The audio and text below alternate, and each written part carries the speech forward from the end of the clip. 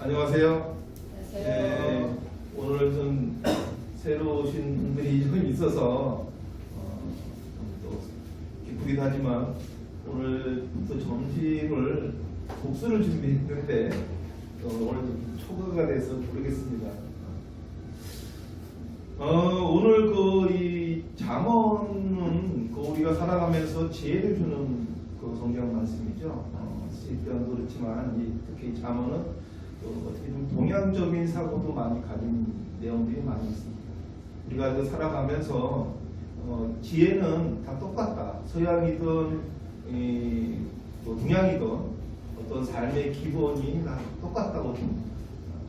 큰 틀에서는 똑같은데 디테일하게 좀 다른 분이 있다고 해서 다른 삶이 아니죠. 우리가 생로병사처럼 우리가 이제 사계절이 있지 않습니까? 그런 것처럼 우리가 이 어떤 패턴은 그게 어디에 살던 똑같고요. 이 종교라는 것도 똑같습니다. 어떻게 보면 좀 선을 행하고 악을 멀리하라는 얘기는 불교든 이슬람교든 어느 타 종교도 다 똑같죠. 근데 우리 기독교가 타라 종교보다 다른 게 있다면 사랑입니다. 사랑만큼은 우리가 용서하고 또 배려한다 이런 것들은 다 많은 유교에도 나오고 또 공자님 말씀에도 나오고 많이 있지만 사랑하라는 얘기는 우리 기독교에서만 강조할 수 있는 말씀입니다. 근데 우리가 이 사랑한다는 게 남을 사랑하는 것도 있지만 자기 자신을 사랑해야 된다고 생각합니다. 자기를 사랑하지 않고 남을 사랑할 수 있다? 그게 쉬운 일이 아니죠. 우리가 이 교만한 자들이 항상 우리가 남을 탓하고 합니다. 제가 이 목회를 하기 전에 사업을 굉장히 오래 했습니다. 제가 늦가을교 목사인데 사업을 할 때 항상 사람들이 이래요. 좀 어려운 일이 생겼을 때 내가 돈만 있었으면, 내가 5천만 원만 있었으면, 내가 1억만 있었으면 하면서 이 돈이 없음으로 인해서 자기가 사업을 못한다고 생각하는 사람들이 있어요. 근데 제가 그 사람들한테 뭐라고 요원하냐면 당신은 돈이 있어도 까먹을 거다. 돈이 있어서 사업이 성공하지 않는 게 아니라 그 의지가 중요하다고 생각합니다. 우리가 특히 우리 기독교인들은 전지전능하신 하나님을 진짜 강렬하게 믿음이 강해져야 됩니다. 전지전능하다는 것은 모든 것을 알고 모든 것을 행할 수 있다는 얘기거든요. 근데 하나님을 믿는 자가 끝까지 돈 몇 푼 때문에 내가 하고자 하는 일을 못한다. 그 하나님 믿는 사람은 아니죠. 진짜로 하나님을 믿는 사람이라면 지금 내 손에 한 푼 쥐어있지 않아도 믿음으로 강구해야 됩니다. 그러면은 충분히 본인이 원하는 것을 나는 이룰 수 있다. 제가 그거는 누구에게 보거나 책을 본 게 아니고 제 삶에서 그걸 확실하게 느꼈기 때문에 여러분께 말씀드리는 거예요. 제가 진짜로 여러분 성도님도 보셨겠지만 굉장히 중증 장애자 아닙니까? 근데 이 중증 장애자인 제가 이렇게 평생 회장만 해볼 수 있었던 것은 제가 계속 강구한 겁니다. 어떤 목적을 가지고 계속 추진할 때 하나님께서는 그 가르침을 받아주신다. 근데 여기 오늘 성경 말씀에도 있지만 이 지혜로운 자는 미르는 자 다투면서요. 지혜로운 자가 노하던 그 다툼은 끝이 없으리라 라는 게 뭐냐면 어리석은 사람이 따지는 걸 좋아하는 거예요. 지식이 얇은 사람이 따지는 걸 좋아합니다. 지식이 넓은 사람은 절대 따질 이유도 가치도 없어요. 우리가 성경 말씀도 우리가 보면서 항상 성경책을 보고 우리 비선자 하나님을 믿지 않는 사람들은 항상 성경책을 빗대면서 이 성도들을 비아냥거리는 경우가 뭡니까? 우리 과학적으로 우리 성경을 빗대어서 재단하고 일주일 만에 이 세상을 만든 거에 대해서 비아냥거리지 않습니까? 그리고 니네 하나님이 그렇게 전능한 하나님이라면 이 세상에 그 악인들을 왜 태어나게 했느냐? 왜 이렇게 나는 평생 좋은 일만 하고 남한테 해꾸지를 안 했는데 왜 나한테 이렇게 시련을 주느냐? 너는 이렇게 하나님을 믿는데 어렵게 사느냐? 라고 비아냥거리잖아요. 그렇게 하나님, 전지전능한 하나님이 있는데 왜 너는 이렇게 힘들게 사냐? 나는 하나님 안 믿어도 잘 먹고 잘 사는데 너는 왜 하나님을 믿는 사람이 이렇게 힘들게 사냐고 비아냥거리지 않습니까? 근데 그거는요, 인간의 눈으로 본 재단입니다. 우리가 성경을 사람의 눈으로, 인간의 눈으로 재단하지 않아야 됩니다. 지난주에 제가 말씀했듯이 어린아이처럼 내가 벼 있어야 됩니다. 그대로 받아들여야 됩니다. 근데 여기에 자기 생각을 집어넣으면 안 된다는 거죠. 우리가 살아가면서도 그래요. 이 사업이 굉장히 어려워. 지금 한 공경에 처해 있어요. 이럴 때 내 생각을 집어넣으면 안 됩니다. 그러면 해결책이 없어요. 저는 제 심정이었어요. 오늘만 산다. 전 내일 안 사. 내일은 내일 가봐야 있는 거 아닙니까? 근데 내일을 가보지도 않고 오늘 걱정을 태산같이 하는 게 아니라 1년 후, 2년 후까지 걱정하는 사람도 있어요. 대단한 존경스럽습니다. 아니 진짜 걱정만 하고 해결된다면 뭐 걱정만 하고 살겠다는 우스갯소리가 있지 않습니까? 우리가 믿음이라는 것은 진짜로 가보지 않아도 믿고 보이지 않아도 믿는 믿음이 인정하는 믿음이라고 생각합니다. 제가 그 어리석은 자와 같이 어울리다 보면은 나도 같이 어리석은 자가 되고요. 내가 이 교만한 자와 어울리다 보면 내가 같이 교만한 자가 됩니다. 우리가 이 성경을 말씀을 우리가 이게 복음이라고 그러지 않습니까? 이 복된 말씀에 내 생활할 때 엄청난 시련이 와도 그 시련은 그닥 어렵지 않다. 왜냐하면 우리가 우리 인생들 다 하나보다 알지만 그때 당시 굉장히 힘들고 괴로웠는데 지나고 보면은 추억이 되기도 하고 에피소드가 되기도 하지 않습니까? 그때 당시엔 저 인간 죽이고 싶었는데 세월이 지나고 나니까 그 죽이고 싶은 인간도 이해하는 경우가 생기더라는 거죠. 하물며 지금의 엄청나게 어려운, 엄청나게 고통의 시련이 와도 그 시련은 지나보면 아무것도 아니라고 말하지는 못하지만 그닥 그렇게 목숨을 끊을 만큼의 고통은 아니라는 거죠. 우리가 이 범죄를 저지른 사람이 사형 선고를 받아요. 제가 그걸 보면 아니 사형 선고를 받았는데 굳이 또 살 필요가 있나? 아니 감옥에서 평생을 살 건데 그 갇혀있는 삶에서 굳이 더 살 이유가 있을까? 근데 그 사람 살더라고요. 그거 참 제가 이해가 안 됐어요. 평생 감옥에서 사는데 그냥 죽으면 되지 않습니까? 근데 살아요. 우리가 그게 뭐냐면 동물과 인간의 차이점이에요. 동물은 주인이 아무리 괴롭혀도 깨갱거리고 아파하고 괴로워하지 스스로 지 날카로운 이빨로 혀를 깨물어 죽지 않지 않습니까? 근데 사람은요 안 그렇죠. 이제 세상이 좀 더럽고 치사하고 해서 자 못 살겠다 해갖고 이 자살을 하는 거를 많이 봅니다. 진짜 독한 사람들이에요. 왜냐면 저도 이 장애가 왔을 때 죽으려고 했습니다. 멀쩡하다가 중증 장애자가 돼 있는데 살고 싶겠습니까? 근데 몇 번이나 죽으려고 했는데 못 죽었어요. 그러니까 안 죽은 게 아니고 못 죽은 겁니다. 근데 참 이게 항상 제가 이 장애자가 되고 나서 항상 죽음을 생각했어요. 매일 죽음을 생각했고 매년 죽음을 생각했고 지금도 죽음을 생각합니다. 이 죽음을 붙들어주는 거는 하나님밖에 없더라고요. 늘 힘들고 어려운 일이 생기고 이 지팡이 짚고 가다가 빙판에 넘어져서 진짜 이 아스발이 당하고 이 정강이 뼈가 부러지고 엉덩이 뼈가 부러지고 그래서 제가 좀 관절도 인공관절이고 이 정강이 뼈도 삐끗 부러져 있어 끝나 있습니다. 뭐 척추는 말할 것도 없죠. 근데 이러한 몸을 가지고 꼭 살아야 되나 하고 제 자신을 돌아볼 때도 많습니다. 그럴 때마다 그냥 이 정도 살았으면 살만치 살았지 않나 하고 자살할 생각도 합니다. 근데 그때마다 늘 잡아주는 것은 하나님이었던 것 같습니다. 우리가 이거 힘든 일이 생기는 성도님분들이 혹시 있다면 좀 생각해 보시면 우리가 살고 싶어도 죽습니다. 죽고 싶어도 사는 경우도 있지만 자살했는데 누가 살려줘갖고 사는 경우가 죽고 싶어도 사는 거 아닙니까? 근데 살고 싶은데도 죽는 사람들이 많지요.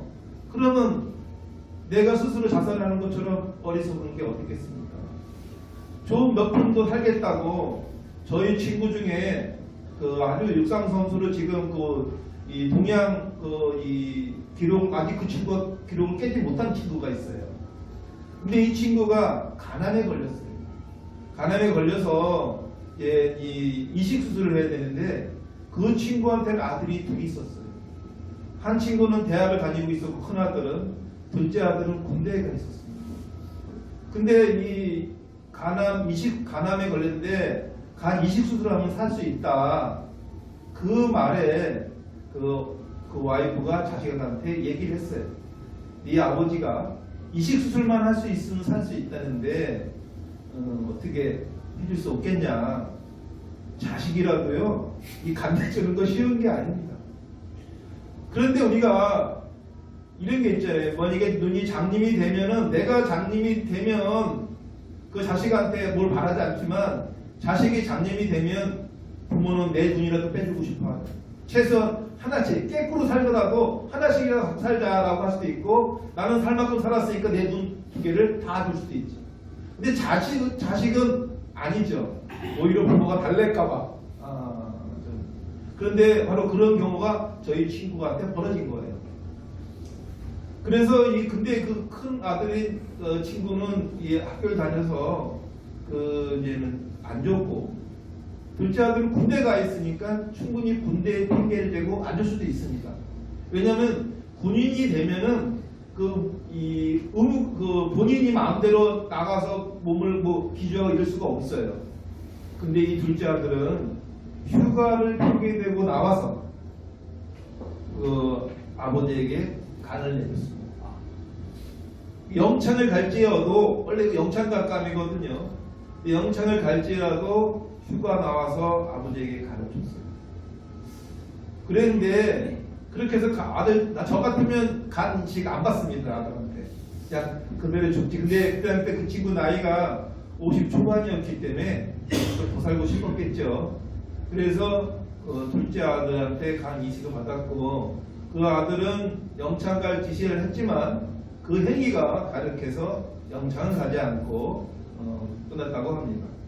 그래서 이 친구가 자식이 간을 잘 받았으니까 오래 살 줄 알았어요.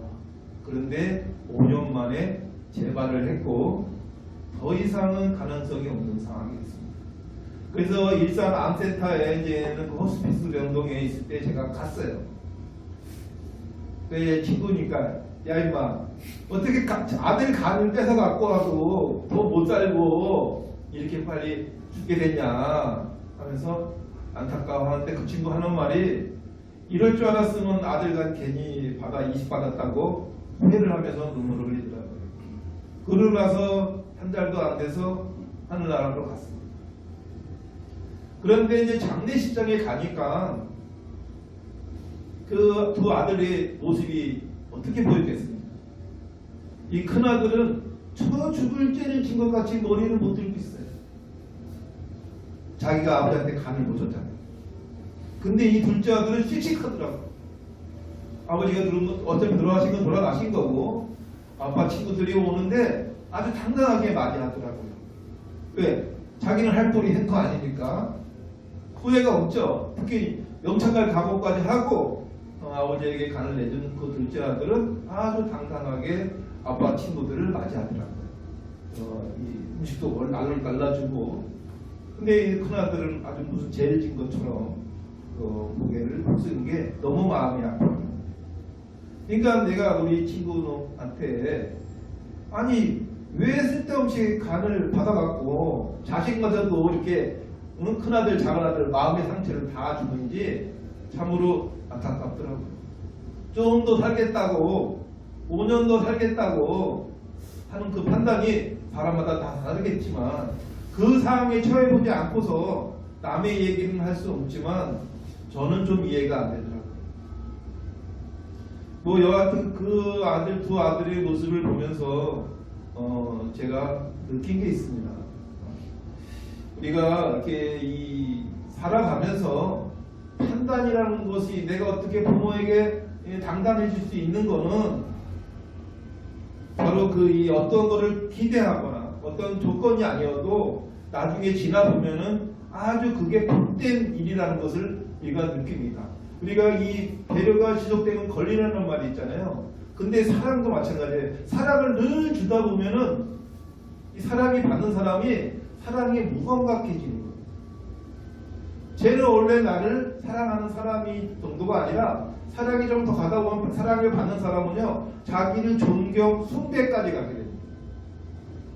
이게 우리가 이 배려가 지속되면 권리가 된다는 말이 있지 않습니까? 근데 이 교만한 사람은 권리를 뛰어넘어서 자기를 숭배할 정도까지 가는 경우도 있습니다. 근데 우리가 누가 누구를 숭배하고 누가 누구를 낮춰볼 수가 있습니까? 오늘 그 성경 말씀에도 그런 말씀이 있죠. 가난한 자는 성실히 신원하면 그의 왕위가 영원히 건거리라. 우리가 사장이 돼서 우리 직원들에 대해서 자기가 월급을 주니까 내가 막 부려먹어도 된다 하는 사람들이 있어요. 아주 잘못된 생각입니다. 직원이 없으면 사장도 없는 거거든요. 근데 직원이 자기의 몇 푼의 월급으로 직원의 뭐를 뺏었습니까? 인생을 뺏은 거거든요. 그 직원은 그 몇 푼에 의해서 그 회사에서 인생을 뺏은 거니까 감사할 줄 알아야 되거든요. 근데 감사보다는 돈 몇 푼에 내가 그를 지배한다고 생각하는 사람들이 있어요. 그 회사는 오래 가지 못합니다. 제가 이 사업만 40년을 해서 많은 기업을 해봤는데 제가 실패한 경우가 바로 그런 경우였고 제가 성공한 경우가 또 그런 경우였어요.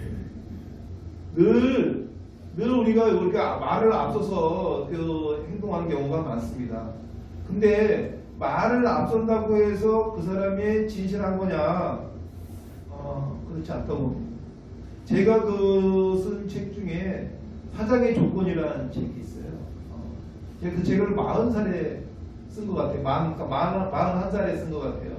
제가 재작년에 그걸 리뉴얼을 해서 다시 편집됐는데 40살에 제가 그 쓴 책을 제가 지금 봐도요. 그러니까 왜 보게 됐냐면 뉴스투데이에서 그 책을 좀 리뉴얼 해달라. 그래서 왜냐면 23년 전에는 어음이 있었는데 지금은 어음이 없지 않습니까? 그래서 뉴스투데이에서 이제 그 사장의 조건이라는 걸 기고하게 됐는데 그 내용이 옛날 책의 내용이 좀 어음이라든가 현재는 없는 건데 그런 것들이 있어서 좀 리뉴얼하면 어떻겠습니까? 라고 이제 뉴스투데이 선장이 해서 그래서 이제 칼럼을 기고하다가 책을 다시 편집을 한 건데요.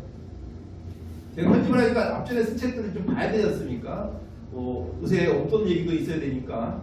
근데 보면서 제가 지금 60이 넘었는데 그때가 60이었는데 이제 그때가 20년 전에 쓴 책을 보는 거 아닙니까? 제 자신이 너무 기특해요. 제가 제 자신의 머리를 쓰다듬어 싶더라고요. 아니 40살인 얘가 40살에 일어난 차병이가 이렇게 기특했을까? 근데 제가 그 책대로 다 살았을까요? 그렇지는 않습니다. 그때가 제가 사장 20년 차였는데 제가 20살 때부터 사장을 했습니다. 40살에 사장 20년 차였는데 그때 이제 제가 하는 사람들이 저한테 와서 어떻게 하면 차회장처럼 성공할 수 있습니까? 라고 할 때 똑같은 말을 계속하기 싫어서 아예 책으로 쓴 거거든요. 근데 그 책이 제가 다 지켜서 쓴 게 아니라 사장 20년 정도 되니까 그때 이렇게 했으면 좋았을 걸 하는 그런 내용도 같이 담아져 있는 거죠. 그렇게 다 지켰으면 테헤란에 한 100층짜리 빌딩을 하지 않았을까. 근데 그렇게 지킨 건 아니에요. 그래서 젊은이들에게 내가 이렇게 사업에 실패를 했던 경험도 같이 있는 거지 뭐든지 성공하는 사람이 아니거든요. 우리가 부모님의 사연을 가끔 재단하는 친구들이 있어요. 나는 아버지처럼 안 산다. 근데 그 아버지도 그 아버지한테 그렇게 배웠거든요. 그러니까 우리 세대가 이 마지막 그 제사를 지내는 세대라고 합니다. 그러니까 우리 세대가 마지막으로 부모를 봉양하는 세대라고 해요. 이제는 우리 자식한테 우리를 봉양할 기대를 하는 사람처럼 멍청한 사람도 없다고 합니다. 이제는 우리 자식들한테는 그 기대도 없고 그 자식들한테도 그 기대를 받아서는 안 되는 삶을 알고 있기 때문에 우리가 늘 이 과거를 현실하고 빗대지 않게 꼰대 라떼가 되지 않게 살아야 되는데, 저는 이 삶을 살면서 가장 좀 후회스러웠던 삶이다 그러면 책대로 안 사는 거가 진짜로 후회스럽습니다. 근데 우리가 성공하는 거는 책대로 성공하지는 않습니다. 그거는 인간의 눈높이의 성공입니다.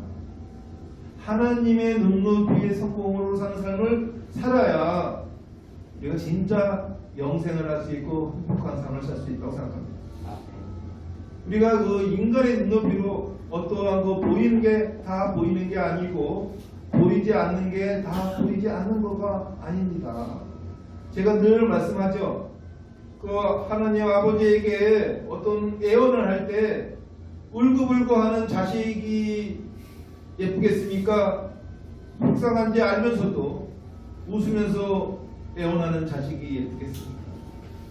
이 전능하신 아버지는 이 자식이 우는 게 아니고 웃는 게 웃는 게 아닌 걸 압니다.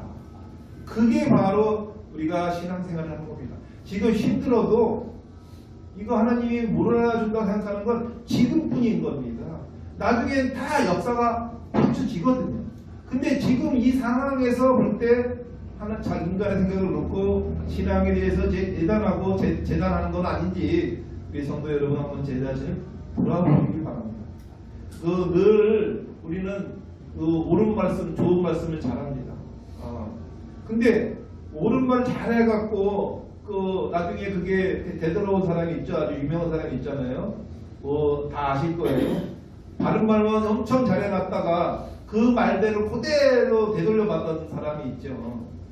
근데 지금 우리나라가 정치적으로도 참 진짜 이 정의도 없고 또는 또 도덕도 없어 보여요. 근데 그 도덕이나 윤리의 기준도 인간의 생각입니다. 하나님의 윤리의 기준과 인간의 윤리의 기준이 다르거든요. 근데 그걸 똑같다고 생각해서 상대를 재단하는 건 아닌지, 이웃을 재단하는 건 아닌지, 한번 또 거래처의 사람들을 재단하는 거 아닌지 한번 생각해 보시기 바랍니다. 우리가 행복하게 살기 위해서 돈을 버는 거죠. 돈을 벌기 위해서 행복을 버리는 어리석은 삶을 살면 안 됩니다. 한 번밖에 없는 삶인데 이 한 번밖에 없는 삶을 누구를 미워하고 따지기를 좋아하고 그러면 늘 돌아오는 것은 멸시와 조롱과 핍박밖에 없습니다. 우리 성도 여러분은 항상 이 행복한 삶을 살기 위해서는 이런 금전적인 물질적인 욕심도 버리라고 얘기는 안 하겠어요. 그거 버리면 더 힘들어지죠. 그렇지만 그렇다고 해서 행복을 버려서까지 물질적인 걸 추구하지 않았으면 좋겠습니다. 오늘 말씀에도 보면은 18절에 보면요, 묵시가 없으면 백성이 방자히 행하거니와 율법을 지키는 자는 복이 있느니라 라고 했습니다. 우리가 정의를 지키려고 하는 것도 중요하죠. 하지만 우리가 이 율법을 지킨 자는 복이 있나니라고 했습니다. 우리가 모든 것은 다 똑같아. 어떤 종교든 우리가 말하는 사이비 종교도 악을 저지라고 얘기하지는 않습니다. 사람을 죽이라고 얘기하지는 않아요. 사이비 종교도 하물며 사이비 종교가 아닌 일반 이 종파들은 더더욱 그런 말을 하죠. 그 교주를 숭배하라고는 할수언정 그 내용이 사람을 죽여라, 사기쳐라, 도둑질해라 이러한 이 종교는 없습니다. 기본 틀은 다 똑같아요. 아주 그 기본적인 건데 아주 그 기본적인 거를 지키지 못하면서 사이비 종교라고 탓할 수는 없다는 거죠.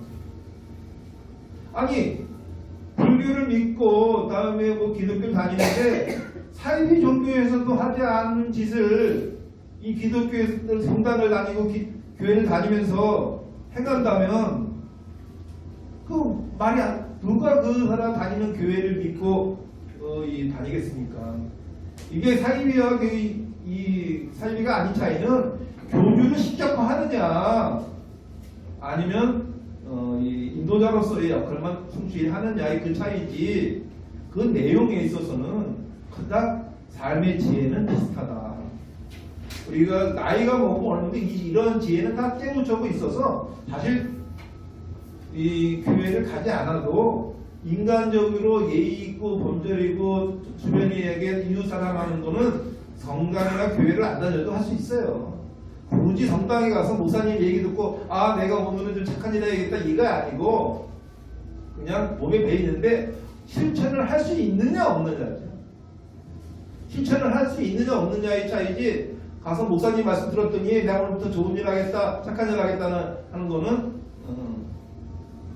솔직히 말이 안 된다고 생각합니다. 우리가 어느 정도 교육 지식을 배웠기 때문에 우리는 그 어떠한 이 목사가 제가 늘 말하지만 목사는 그냥 큰 건물의 안내원입니다. 인포메이션의 안내원이에요. 손님이 건물 찾아와서 여기 대화정밀이 몇 층에 있습니까? 그러면 7층에 있습니다. 여기 신세계 화학이 어디 있습니까? 하고 12층에 있습니다. 하나 안내원이 목사지 건물주가 목사가 아니에요. 건물주가 아닙니다. 건물은 주는 하나님 거고 목사는 그냥 안내하는 안내원 정도지 목사를 시작하거나 목사를 갖다가 그래서 뭐 교회 다니면서 목사 때문에 교회 다니는 일이나 또 뭐 장로님 때문에 뭐 권사님 때문에 뭐 기분이 나빠서 교회를 안 다니거나 하는 그런 어리석은 성도가 되지 않기를 바랍니다. 오늘 저는 이 많은 말씀 중에서 우리 성도들께서 행복하시기를 축원합니다. 행복한 신앙생활을 하시기를 간구합니다. 오늘 말씀에서 마치겠습니다.